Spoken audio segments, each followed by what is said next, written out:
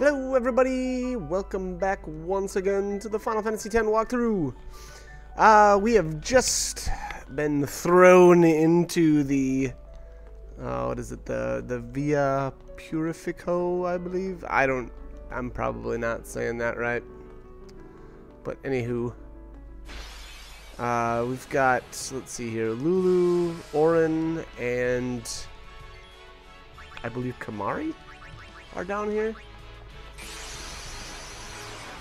Which makes sense. I believe the other, yeah, I think it's the other three. So Waka, Titus, and Riku are in the watery part. And here, this is the first time I've summoned Shiva, or this is the first time I summoned. Yeah. Anyways, so this is the long summoning animation. I almost said amination. 'Cause I'm awesome. Anyways, let's start doing some flippy kick things. I don't know. Shiva's it's my favorite attack animation for all of the different summons in the game. Again, I really like Ifrit's. I like the front flip. It's pretty cool too, but I think Shiva takes the cake.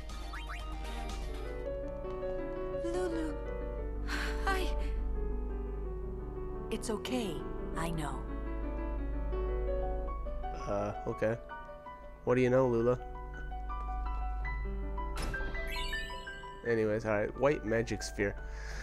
Boy. I feel like the white magic sphere, the black magic sphere, I would say that as far as the white magic sphere, I think I would argue that it's best to get that or use it on the ability, I think it's called Auto Life. And basically what that does is you can cast it. Oh, and there's a glyph here. It's important to hit that or press that. But anyways, I feel like Auto Life is a good one to use that sphere on. The way that white sphere works, though, is that somebody else has to activate it first. So, essentially, it's just once somebody's learned it, you know, your second person, whoever else you want it on, doesn't have to travel along the sphere grid all the way to it. Which, again, is pretty nice for some of the white magic abilities that are kind of off out in the middle of nowhere. Or, you know, if you... Hang in there. Just for argument's sake, if you wanted to have Titus use that and he, you know, he isn't anywhere near that spot in the grid, you know, maybe he's on the opposite side and you don't want to, you know, use a teleport sphere and then try to get there. Anyways, it's good for, I guess it's good for that. There's only a couple of them in the game, and I almost feel like once that even becomes you know, useful, it's kind of outdated already. So I don't know, it's I guess that's maybe that doesn't make a whole lot of sense, but towards the end of the game it's just so easy, especially if you've played the game before and you kind of know the ins and outs of just the leveling process. But things change significantly at the end of the game, and it's you know, at the beginning of the game it would probably take you, you know, however many hours to get 100 sphere levels on your grid, whereas at the end of the game you can probably do it in 15 to 20 minutes max. That's probably being extra generous. It's probably much lower than that. But anyways, you know, it's like I said, so it's kind of, I guess I just don't know how much use I get out of those. In all honesty, I believe I still have the white magic sphere that I got from here, and I'm at the very end of the game. Same with the black magic spheres. I didn't ever end up using them for whatever reason. I guess there are, you know, like I said, there are times where, you know, you may want that on somebody and you don't want to travel all the way there. So anyways, they are useful. I don't want to, you know, downplay their use by any means. Anyways, so this whole area is I wouldn't say it's too difficult.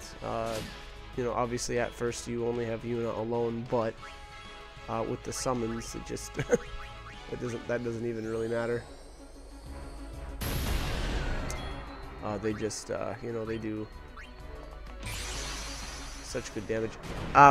Part of the reason, you know, and hopefully, or maybe you've done this as well, but early on in the game, I essentially just decided that I was going to be using any extra like HP, MP, strength spheres in Yuna's portion of the grid. So as she was leveling, I was putting down you know, those spheres as well. So the good thing about that, or doing that, is not only do Yuna's stats end up quite good, but also the Aeon's stats end up being very strong as well, because their stats are based off of Yuna's. So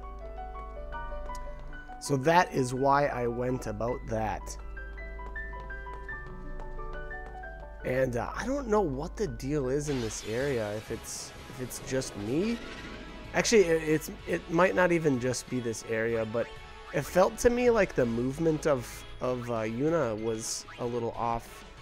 I mean, if you notice there, she was like running right into the walls and stuff. And again, maybe that was just me, or I don't know. Maybe it's just kind of clunky controls. I'm not really sure, but it's just a little weird.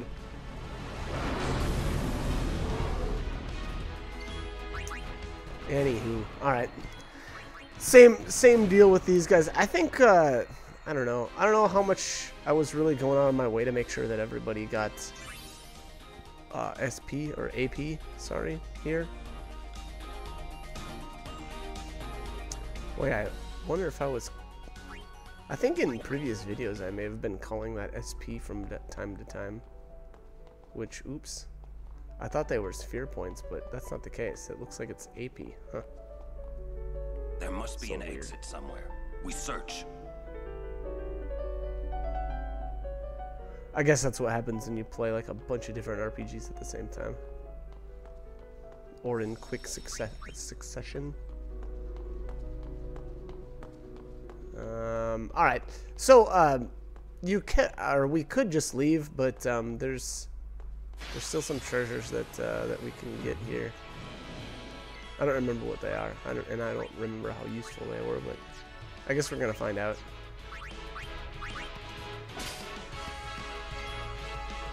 Alright, so the little lizard guys just have soft, so meh.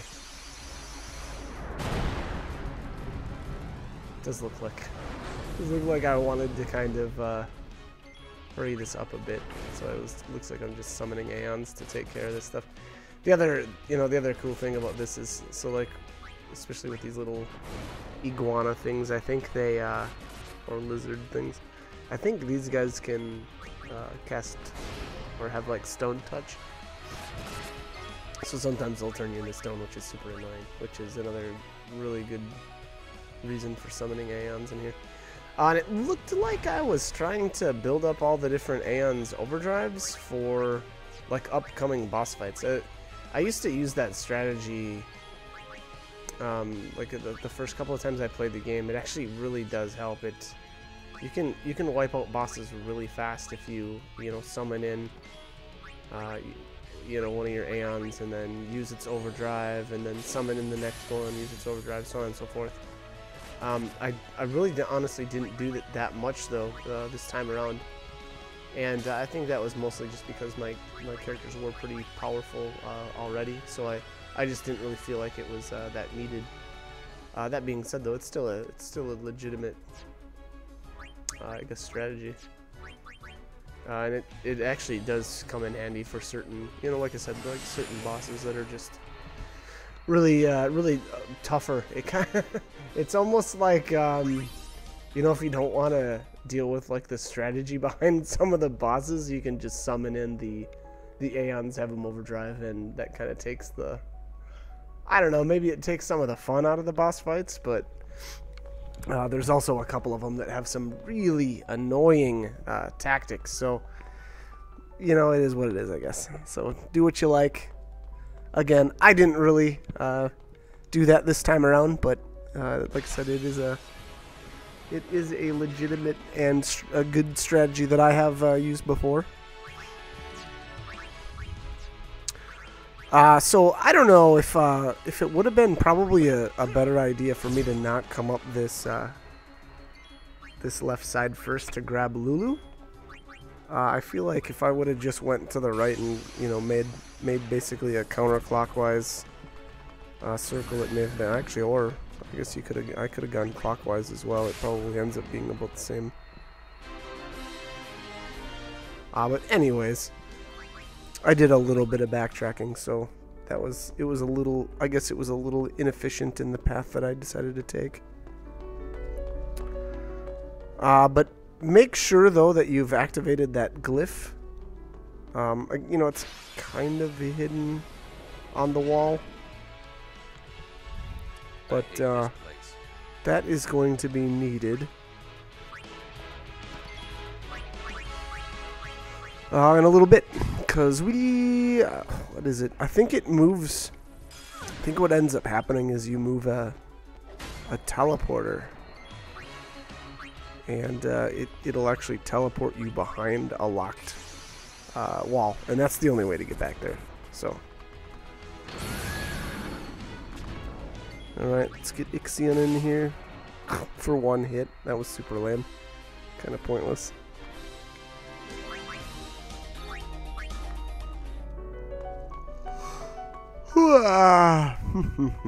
Alright. Now there's a treasure back here. I want to say this one's... Oh, it's up here. Up, up, up. There you go, to the right. I think that's a dead end if you keep going to the north. I don't think you can get by there. Obviously the exit is to the north, but you can't actually just walk straight up there. Overkill. Overkill. Alright.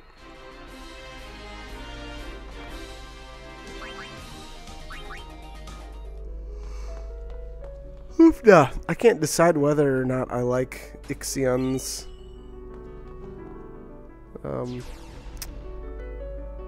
animations. I don't know. Alright, anyways. Step on that floor glyph, and it changes. I believe it changes the location of this teleporter. Yeah, there we go. What? Oh, that's even... They almost gave you a clue, too, there.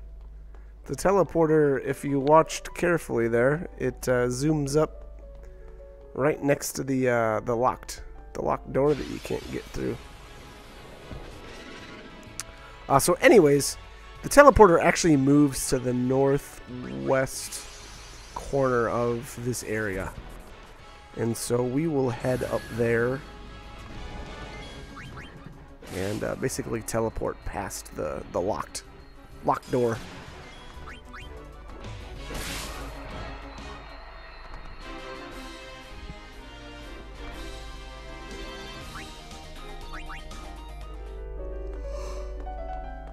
Woofda! Woofda! Wow, I am super tired for some reason. And I just got up like 3 hours ago. Kind of sad. I guess I am. So I'm currently grinding in the monster arena, which obviously we have not got to quite yet, but that is coming up fairly soon in the next probably couple videos, 2, 3, no, maybe more than that. I don't know. Kind of lose track of time. Anyways, it's super boring. I'm to the point where I'm essentially just fighting some of the same monsters over and over, and it's super repetitive and lame. But I'm kind of working on maxing out the sphere grid. We'll see if I excuse me, if I can keep it up. But anyways, here's the teleporter, and I don't know if you have to... Do you have to... Yeah, okay, it looks like you do have to wait for the arrow So make sure you're stepping on it at the right time, otherwise it's going to teleport you somewhere that you don't want to be. Skill sphere, and what else do we have here? A lucid ring.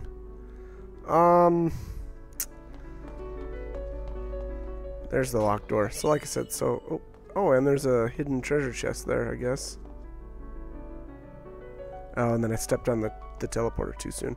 You have to step on it when it's pointing towards the screen. So right now, there we go. Otherwise, it tries to teleport. Well, it basically, you know, it's an invalid teleport location, so it doesn't let you. And then I don't know if you can teleport anywhere else. Maybe I could have teleported over here. I'm not really sure. I guess I didn't try.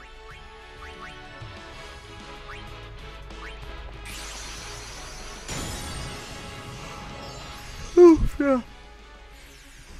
Wow. Got the yawns. Case of the yawns.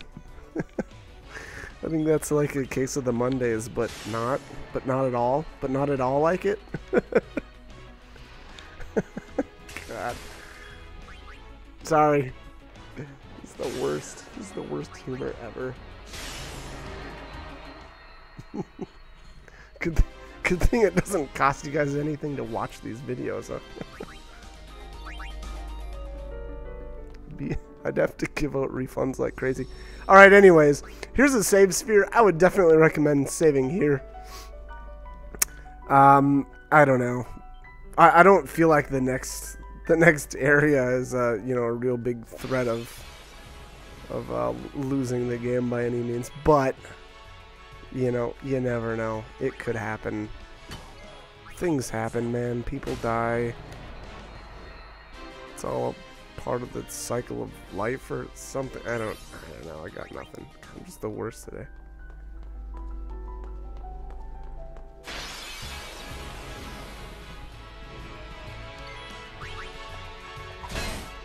What are these guys doing down here? Wow. Larva. Didn't we fight these guys on like the Thunder Plains? What's going on? How'd these guys get down here?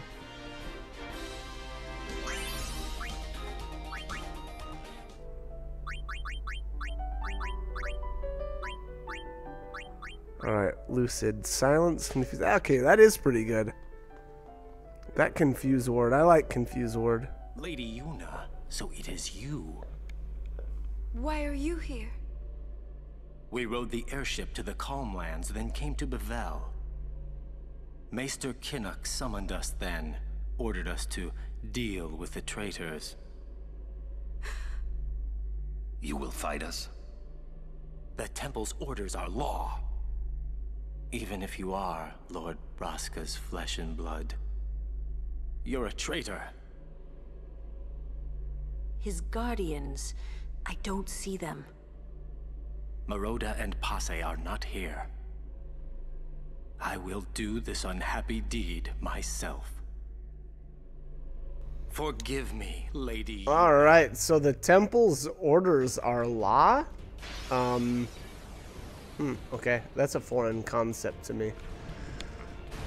I guess I'm lucky to live in the US where law and religion are separate. So I guess I don't think I would fit in really well with spirit. Anyways, okay. Silly discussion is silly. So anyways, we have to fight Asaru here, and his Aeons are super chumpy. Ifrit does, or his version of Ifrit, I forget what its name is actually. I think maybe once I target it, it'll tell me what its name is. And I'm gonna.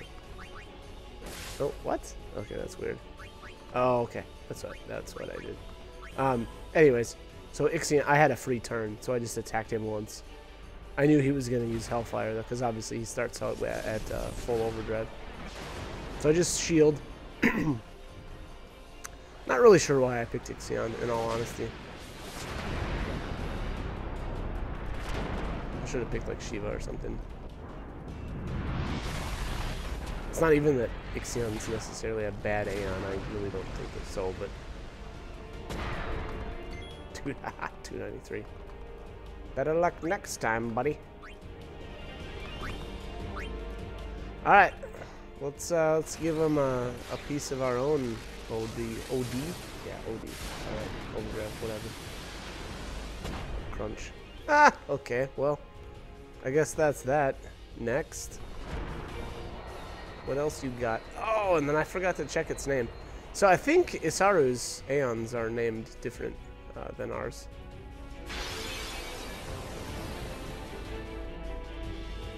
I wonder what happens if you name your Aeons the same name as his Aeons. Probably nothing. Most likely nothing. Alright, here's his It's not over yet. version of Veilfor. I thought that this dude's name was Wing. I guess we'll find out here. No, maybe. Like I said, hopefully I spend enough time targeting him to get his name. Or maybe, yep, Wing. I don't know, that's what it says, Wing. That's a super original name for your Aeon, dude. Why don't you just call it, like, Bat? I don't know.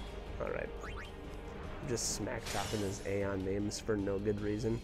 I guess I'm just a hater? I don't know. I don't know. I don't know if there's much strategy to this. I guess if... I don't think this one starts... Yeah, this one didn't start off in overdrive, so I guess if it ever gets close to going into overdrive, you know, just shield, just like every other Aeon fight in this game. Well, I shouldn't say every other. I haven't fought the Dark Aeons yet, so I can't speak for those fights. Oh, looks like we're going for round 3. Okay, cool. He's got a Bahamut.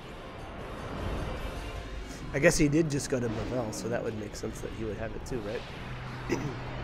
Sorry, we are in Bavel.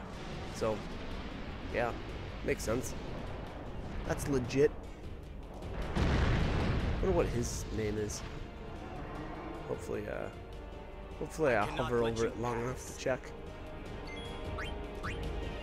Summon... Yep, let's get Shiva in here. So, as usual, I don't know why. I really don't.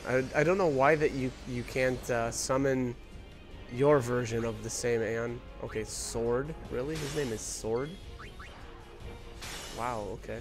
I mean, whatever. Anyways. So, yeah, I'm not really sure why they did that in this game. I don't know. Maybe it doesn't... Oh. Okay, well, I guess the faith would be the same, right? So, would that mean that if Isaru summons, the faith is concentrating on summon the Aeon for just him? I guess maybe that makes sense. Okay. Yeah, I'll go with that. But anyways, Bahamut doesn't even get to use his overdrive because Shiva rocks socks. Stay away. Yuna, let's go. There's a way to the surface up ahead.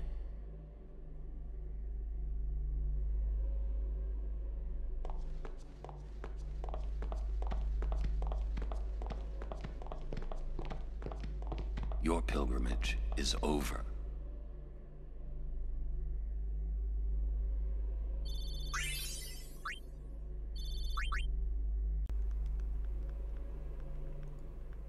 Alright, I am going to cut it here, so stay tuned for more Final Fantasy X.